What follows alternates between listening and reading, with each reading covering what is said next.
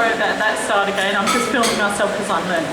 Okay, so it's really good to be back here. This is my third time, so it's getting fairly familiar. Like I'm starting to find my feet a little bit. So I love Rockhampton. I love everything about Rockhampton. I've just spent some time with some visitors from overseas, and pretty much the whole time they were here, the most thing they said to me was, "You fucking live here. You fucking live here." Because when you live in Europe or England or Ireland and you're around Europe, like it's cold and it's damp and it's dark and it's miserable and it's wet. And they just can't believe how lucky we are to live here. So I love living here. I drove them around, I drove them over the ridge, and there's the ocean and the beach and the sun and the sand, and they're just like, "You fucking live here." Yeah. So I love Rockhampton. I love it, but I'm not delusional about it. Do you know that we don't have a bookshop? Yes. We don't have a bookshop. Like, how bad is that? We don't have a bookshop. We got fairy lights in the street and we don't have a bookshop, which makes us the intellectual equivalent of a 3-year-old's bedroom. I love Rockhampton, and I'm not delusional about it, because when I ring up to order things like books, because I can't buy them here, or to book accommodation or travel or something, they invariably ask you for your address. So I give them the street number and the street name, and then I say, "Cultural capital of Australia, Rockhampton." And I listen to how long they laugh, and sometimes they laugh for a really long time. So when you live in a regional area, it's kind of easy to feel like a bit of a hick. I haven't ever really experienced it quite so much as I have lately. I was down in Brisbane recently, and when you travel, you can't take a lot. And I meet up with people that come from different places. We catch up in Brisbane, so we're in motels. We've got little fridges. So in order for us to get together and hang out and have drinks and things like that, we go and we buy some buckets. We put the drinks in the bucket, we put the ice on top of it, and that's it. Like, we can hang out then and do things together. So we went to Queen Street Mall, we went to Coles. Now this is Coles. And as we were walking in, the person said hello to us, and we said, "Hey, we're just here, we just want to buy a couple of buckets." And the woman looked at us, and I was going to react to the way that she looked at us, because it was definitely like, colonials, regionals. But she said, "What type of bucket would you like?"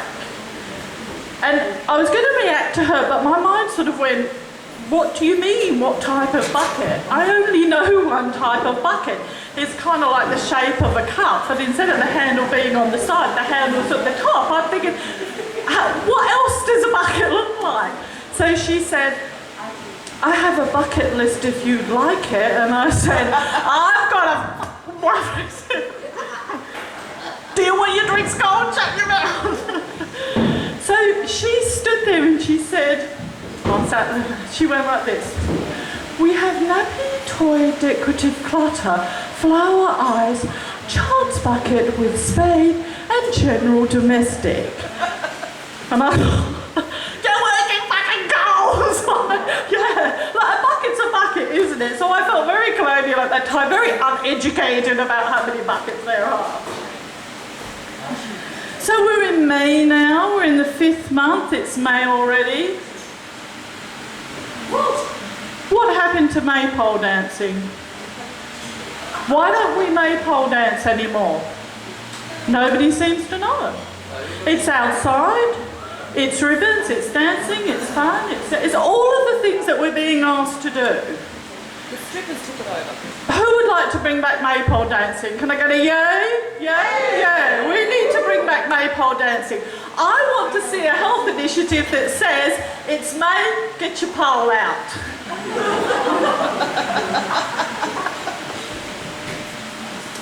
So thinking about being here this evening, I was thinking about what's happened, what's happened over in April, over the last month, and I could not think of a single thing. And I thought, what the hell happened over the last few weeks? And a friend of mine sent me a message, and it said, "Doer, diddy diddy dum diddy do."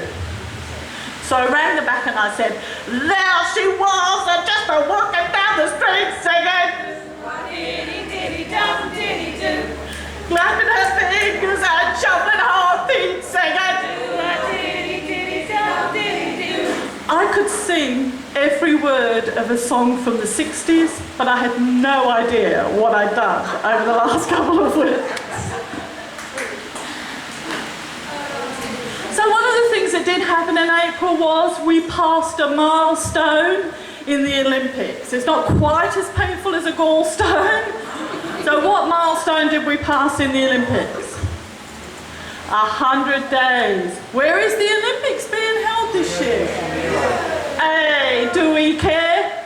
No. We don't care. The Olympics is somebody we hooked up with 16 years ago. Stop coming back every fucking 4 years and asking us if we'd like to be interested in hooking up again. We are not interested. If the Olympics was a woman and we got her pregnant 16 years ago, that kid's gone, we're off the legal hook.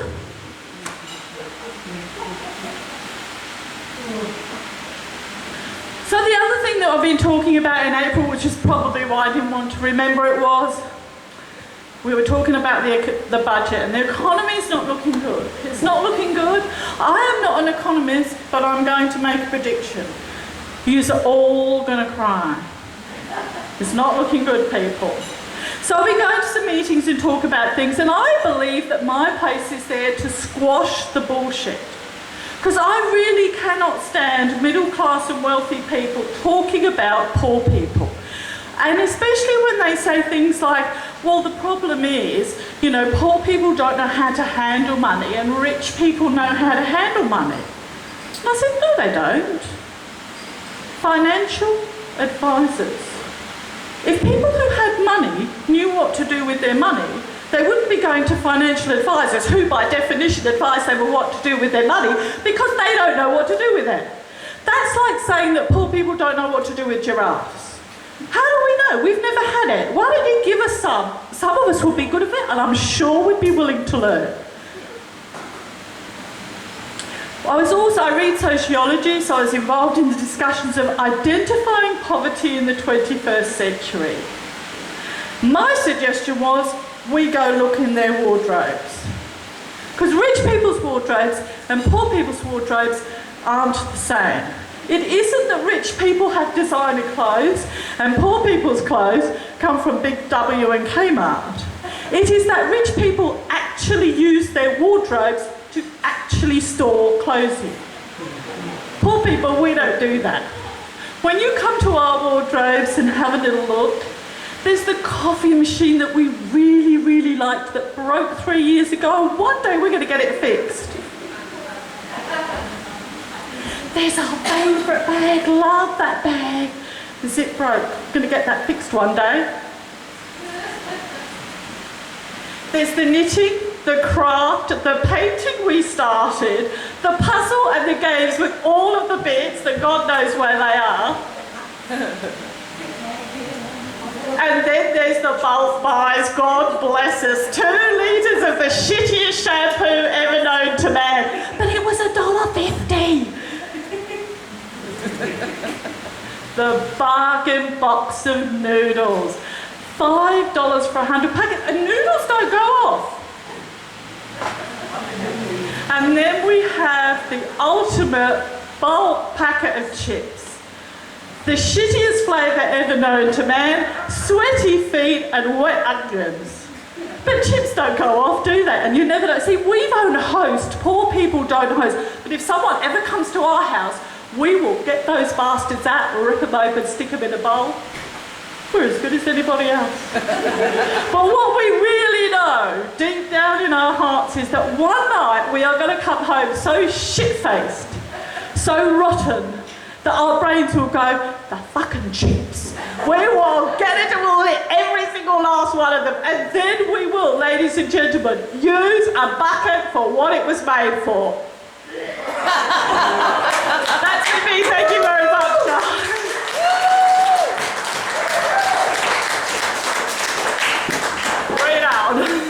Well done. Thank you. Give it up one more time for Anne Margaret O'Connor. Before we bring up our next comic, just a word about some of the other things going